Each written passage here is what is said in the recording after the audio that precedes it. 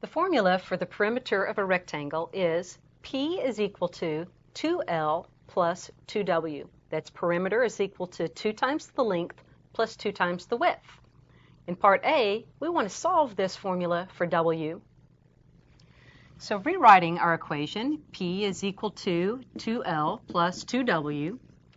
We want to isolate W and get that on one side by itself. So let's start by subtracting 2L from both sides, canceling it off the right, moving it to the left in the form of P minus 2L.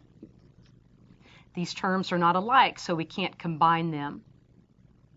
Continuing to solve for W, let's divide both sides by 2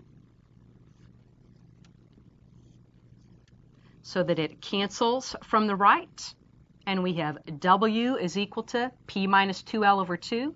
I'm going to write that with the W on the left. W is equal to P minus 2L quantity, or that entire expression, over 2.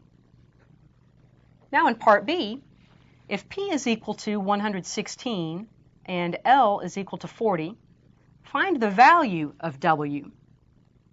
So let's use this form that we have from part A. W is equal to P minus 2L over 2. And let's substitute the given values. If P is equal to 116 and L is equal to 40, now let's evaluate. In the numerator, that's 116 minus 80, all divided by 2. 116 minus 80 is 36, and 36 divided by 2 is 18 units.